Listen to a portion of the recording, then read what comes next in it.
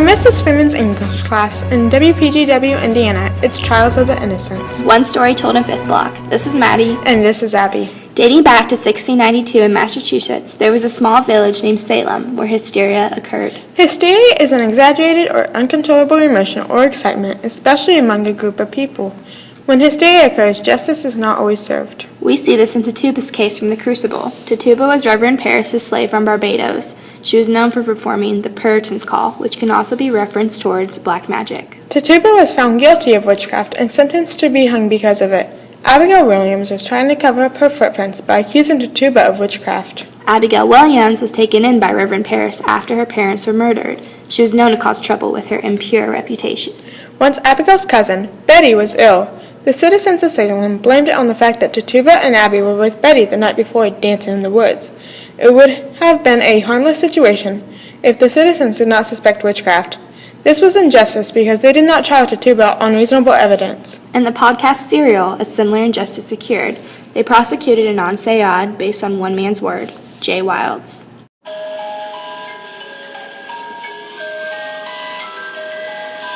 Going into our second point of how hysteria could have been prevented, we get into Sarah Good's case.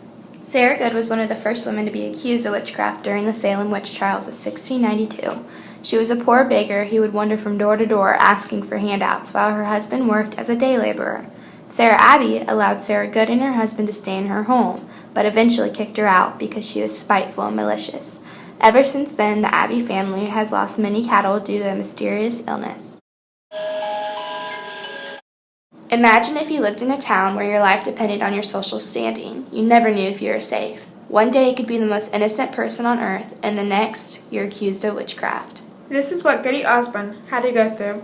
When Abigail Williams was accused of witchcraft for dancing in the woods, she cried one of the first people that came to her mind to get the blame off of herself. Unfortunately, this resulted in Goody Osborne's hourglass running out of sand. The bitter part of this case was the fact that Goody Osborne could not prove her innocence due to her social standing. Her social standing seemed to make her the perfect candidate to be accused of witchcraft. One of Good's trial records quotes William Good, Sarah's husband, saying, "It was her bad carriage to me, and indeed I say with tears, that she's an enemy to all good." When Judge Hathorne in pre-trial hearings asked, "Why do you hurt these children?" Sarah Good responded, "I do not hurt them, I scorn it." A non-sayad went through the same injustice. He was looked at differently and could not protect his innocence due to his cultural background. Could you believe if we lived in a world where being good at something makes everyone assume that you're a witch? Rebecca Nurse suffered this situation because she was Mrs. Putnam's midwife. Rebecca Nurse, being a mother of many, developed skills that allowed her to be good with kids, which threatened Mrs. Putnam. Mrs. Putnam accused Rebecca Nurse for witchcraft. This, too, is injustice.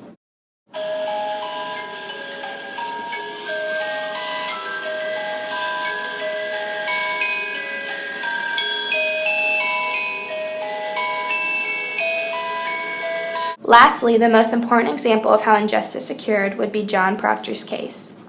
Through the Crucible, he had a self-conflict. He did not know if he could consider himself a good or bad man. At the end of the play, he was faced to answer.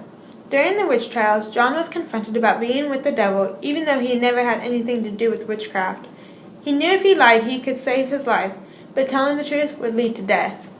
In the end, it wasn't fair that John had to lie just to save his life. We see similarities of this in a non-sayad's case. When Sarah Koenig, the journalist of the podcast Serial, interviewed a non-sayad while he was in jail, he admitted to her that if he could go back, he would have taken the plea deal, saying that he committed the crime just to face less time. Hey Maddie, have you ever committed a logical fallacy? No, I haven't, but the people of Salem have. For those of you who do not know, according to logicalfallacies.org, a logical fallacy is when someone adopts a position or tries to persuade someone else to adopt a position based on a bad piece of reasoning. Some logical fallacies are more common than others. In order to have a successful ending to your statement, you must have the facts and supporting evidence to back the statement up. If they haven't made conclusions, the 20 people in Salem would not have died. Herrick would have never become a drunk, Giles Corey's kids would have never have lost their father, and hysteria would have never occurred in Salem.